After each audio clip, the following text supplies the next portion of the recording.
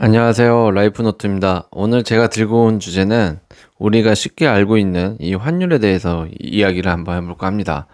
환율이 무엇이라고 여러분들은 생각을 하나요? 이 질문이 딱히 신경 안 쓰던 사람한테는 좀 뜬금없게 들릴 거예요. 그거야 뭐 해외여행 갈 때 환전할 때 보는 숫자 아니야? 뭐 수출입하는 기업이나 금융쟁이들이나 보는 거겠지 정도. 네, 보통은 이 정도로 반응하죠.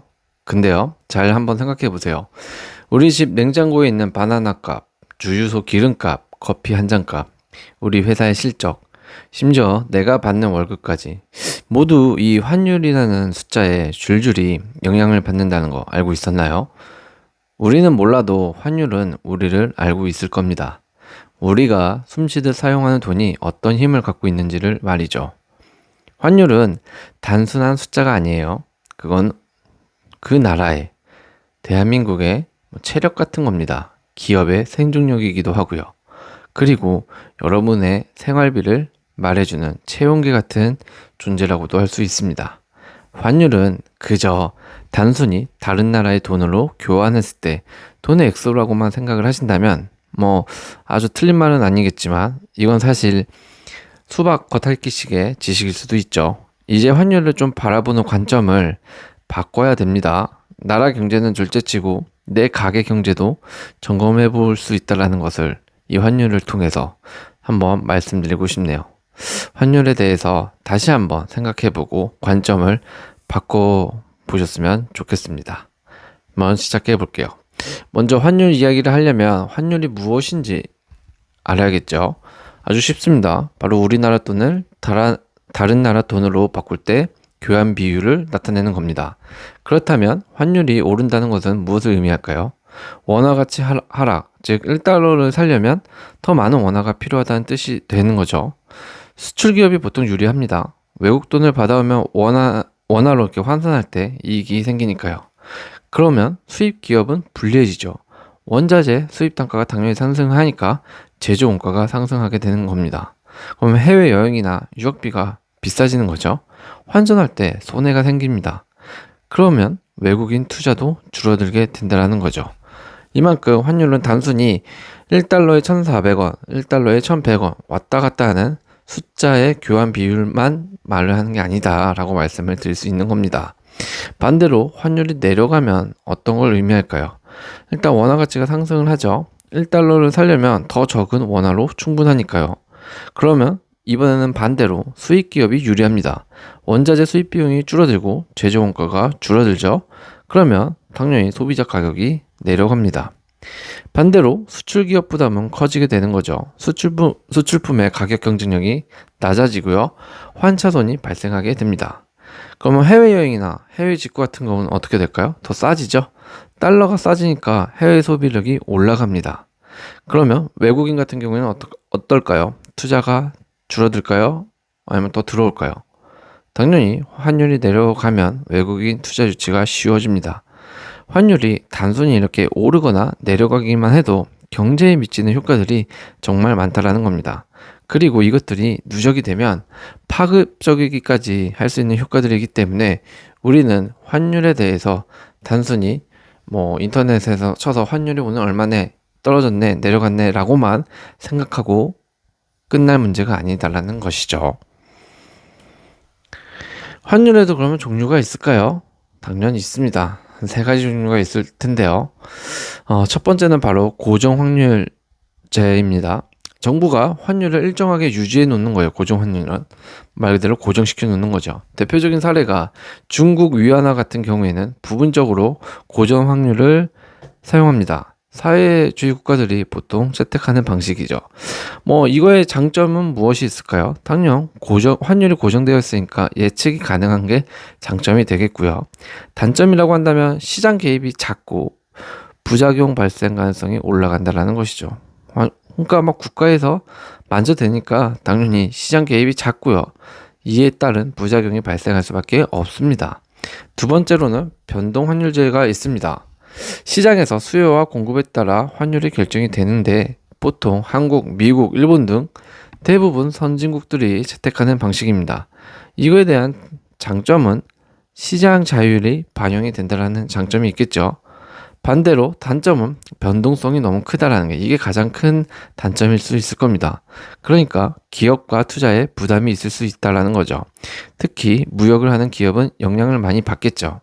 세 번째로는 혼합 환율제가 있습니다. 기본은 시장에 맡기되 필요시 정부가 개입하는 형태인데요. 한국이 이제 대표적인 사례예요. 환율이 너무 급등하면 또는 급락하면 한국은행이 개입을 합니다. 한국은행이 외환시장에 직접 달러를 사고 팔아서 환율을 조절하는 행동을 하게 되는 것이죠.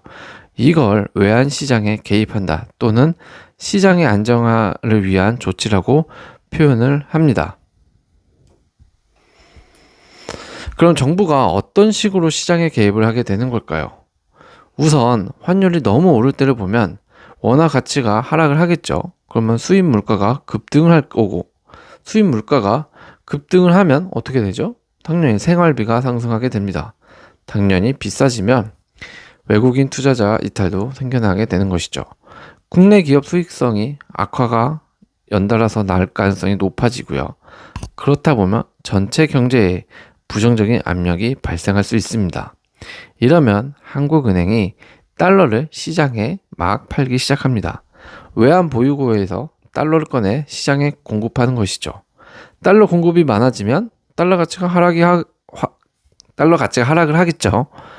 그리고 환율 하락, 그러니까 원화 강세 유도를 하는 겁니다. 달러 풀어서 환율을 눌러버리는 전략이 된다는 것이죠. 반대로 환율이 떨어지면 어떻게 될까요? 수출 기업 경쟁력이 당연히 하락하게 될 거고요. 경기 둔화 시에는 더 큰 타격을 입게 될 겁니다. 외환 보유고 급증 시 관리 부담이 되겠죠. 이를 조치하고자 또 한국은행이 달러를 시장에 사들입니다. 그러면 외화 수요가 올라갈 거고요. 외화 수요가 올라가고 그러면 달러 가치가 상승하겠죠? 그러면 환율 상승, 원화 약세를 유도하는 거죠. 결국 이때는 달러를 사들여서 환율을 올리는 전략을 하게 되는 것입니다. 이렇게 쉬운 걸 뉴스나 기사에서는 한국은행이 개입했다고 말은 왜 잘 안 할까요? 그건 바로 외환시장에 정부가 직접 개입하는 건 되게 민감한 문제이기 때문에도 그렇습니다. 외국 시장 자유화 원칙이 있는 WTO나 IMF가 개입을 부정적으로 볼 수 있는 여지도 있기 때문일 수가 있고요.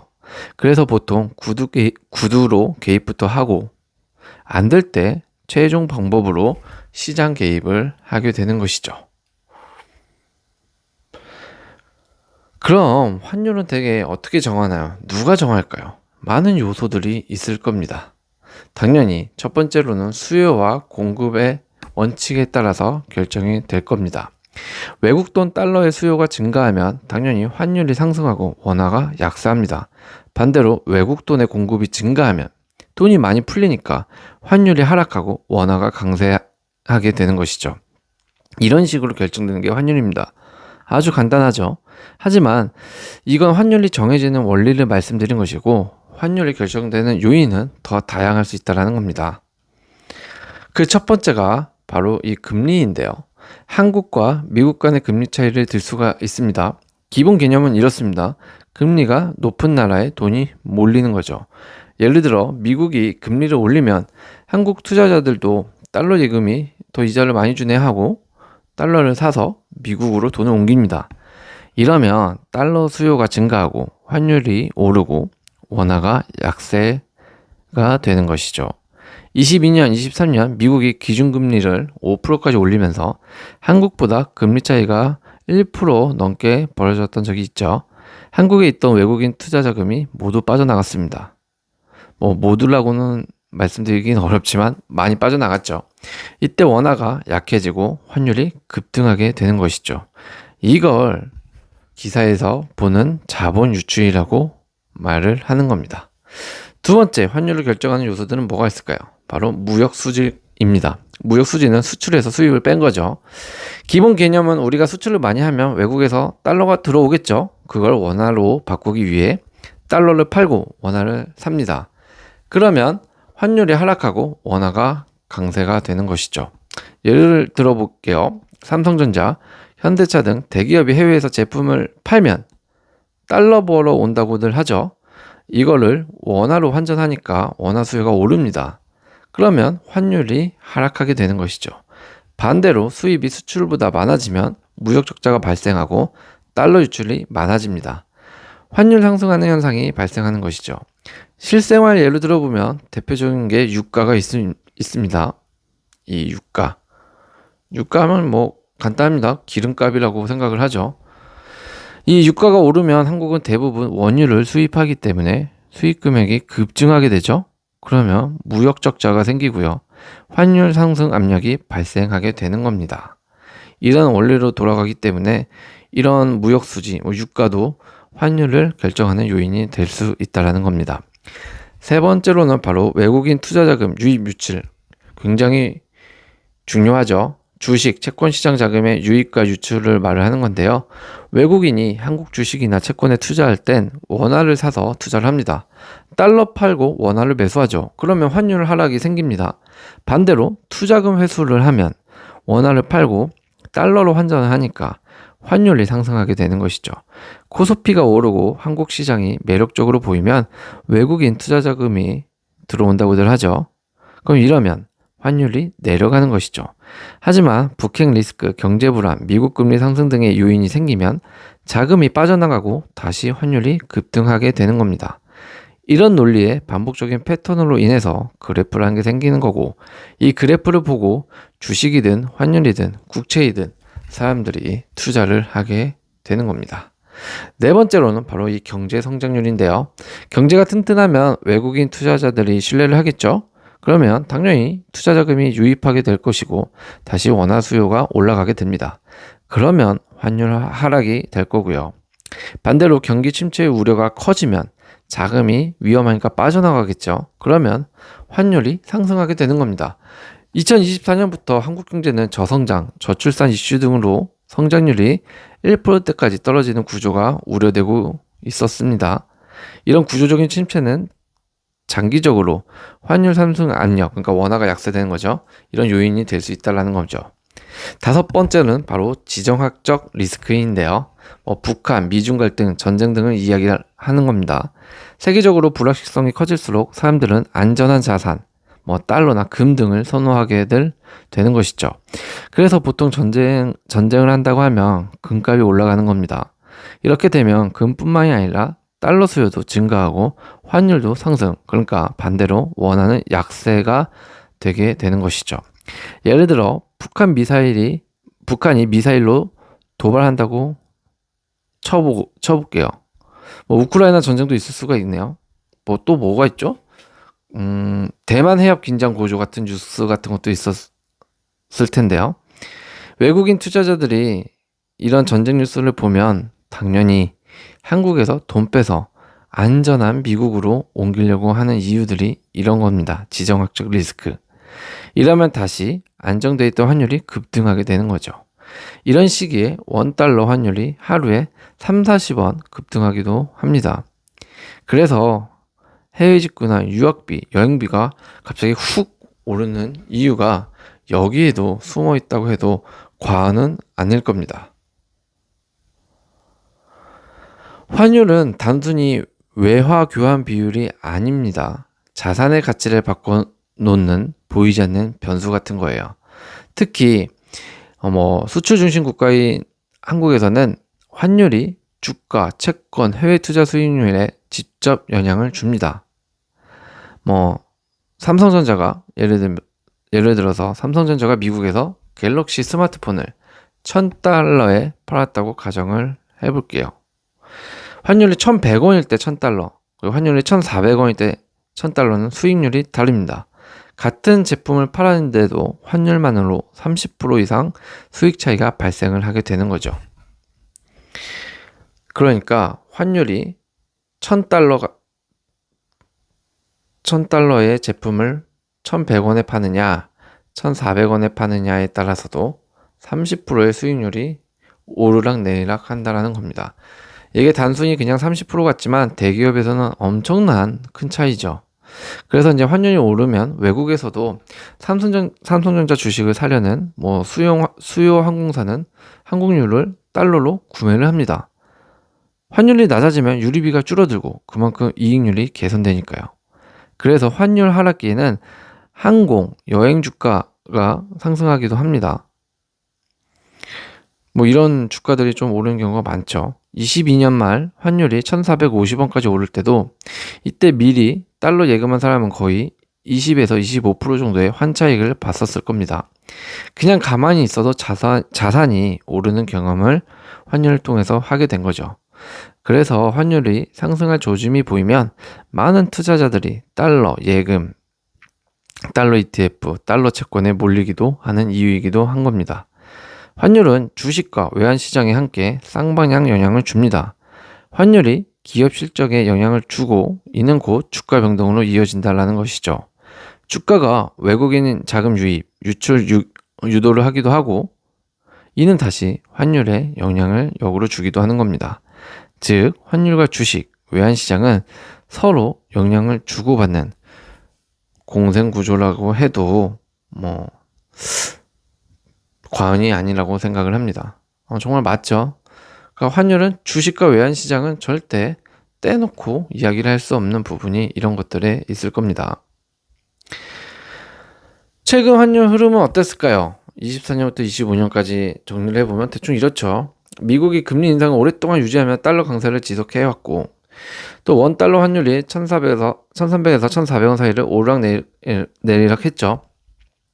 한국은 또 수출이 좀 부진했고 경기가 둔화됐고 뭐 이 경기가 지금 안 좋은 거는 한국뿐만은 아닙니다. 일본도 매우 안 좋고요. 이웃나라도.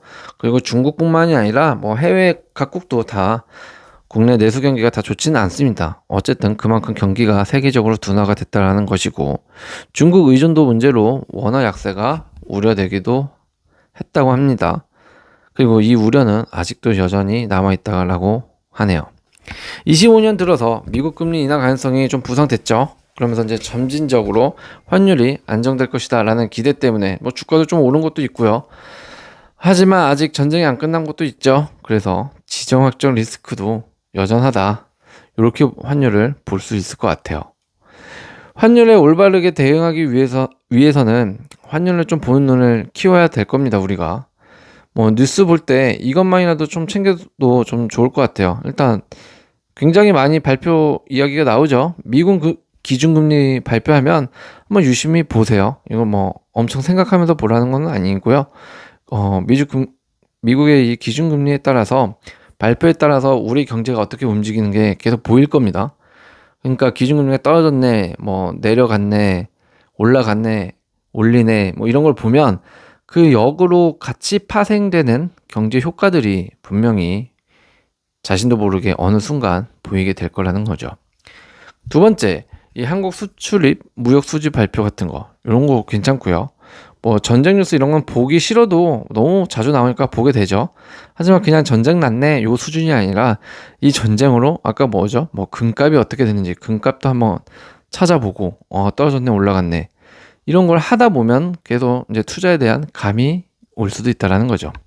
그리고 외국인 투자 흐름 뭐 이거는 주식 시장을 좀 보면 되는데 특히 코스피 외국인이 얼마만큼 매수를 하고 하루 한 달 매수량이 어떻고 매도량이 어떤지 외국인의 투자 흐름만 보면 코스피의 한국 시장의 주식 이런 외국인 투자 비율을 보고 알 수가 있죠. 감이 온다라는 거예요.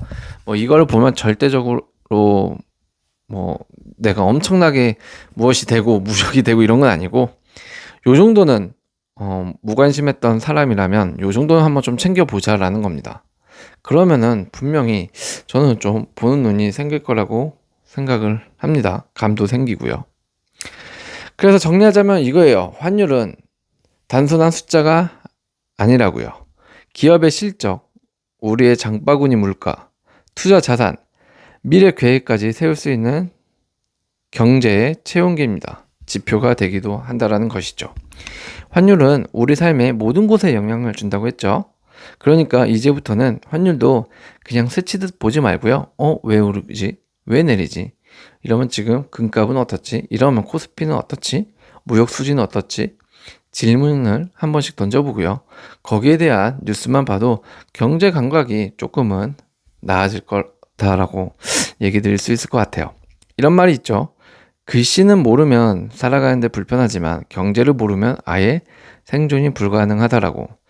어떤 유명한 굉장히 돈 많은 갑부가 이런 말을 했다고 하네요. 경제 공부 너무 막 거창하게 하려고 할 필요도 없는 것 같고요. 뭐 찾으려고 애쓰지 않아도 될 것 같아요. 우선 이런 환율과 같은 사소한 실물 경제에 관련한 기사부터 조금씩 읽어가다 보면 나도 모르게 습득하고 올라가게 되는 게 경제 공부가 아닐까 싶습니다. 오늘도 시청해 주셔서 감사합니다.